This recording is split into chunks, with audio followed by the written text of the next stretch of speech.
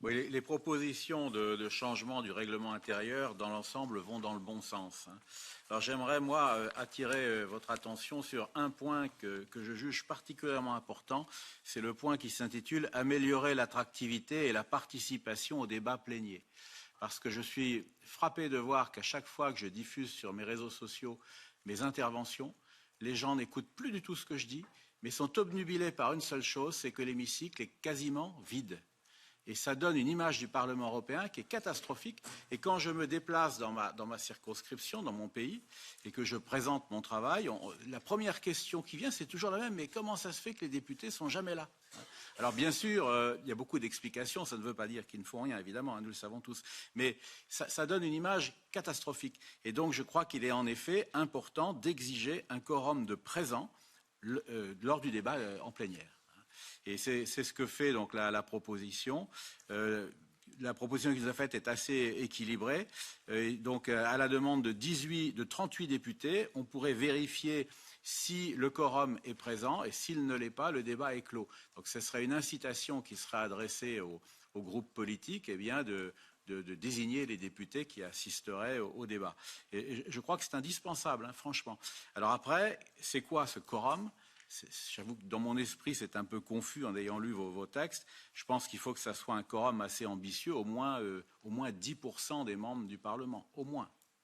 Sans ça, on ne va pas résoudre la situation. Alors, je sais que ça va changer complètement les habitudes de travail, puisque ça voudra dire qu'à tour de rôle, il faudra que nous allions assister à des débats pour lesquels nous n'avons pas forcément l'intention d'intervenir. Il faut en avoir conscience. Mais je crois que c'est le prix à payer pour redonner confiance dans le Parlement européen.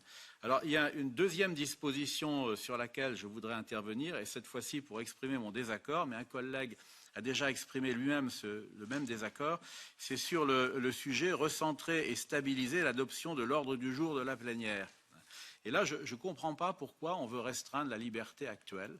Moi, je trouve ça très bien qu'en fonction de l'actualité, on puisse demander le lundi au début de la séance à enrichir l'ordre du jour. Et je ne vois pas pourquoi on irait à l'encontre de ça avec ce principe one in, one out que j'ai toujours combattu dans tous les domaines. Pour moi, c'est une erreur de penser que c'est viable. Ça ne l'est pas.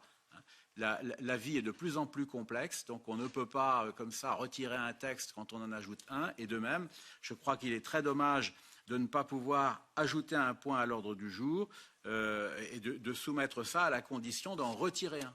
Pourquoi retirer un point si on en ajoute un? Les deux sujets peuvent être tout à fait intéressants. Et je suis encore plus hostile à la variante qui aggrave la situation, la proposition, qui consisterait à exiger que le nouveau point à l'ordre du jour soit adopté à la majorité des membres du Parlement européen. Et là, c'est irréalisable parce que la moitié plus 1 de 720, c'est 361. Et nous savons tous que le lundi à 17h, certains collègues ont du mal à arriver, pour des problèmes de transport qui sont compréhensibles. Donc là, on n'arrivera pratiquement jamais à ajouter un point à l'ordre du jour. Donc il faut repousser cette proposition et rester sur l'existant. Moi, la situation existante me convient parfaitement. Je suis d'accord avec ce qu'a dit M. Le Breton par rapport à la question liée à l'ordre du jour.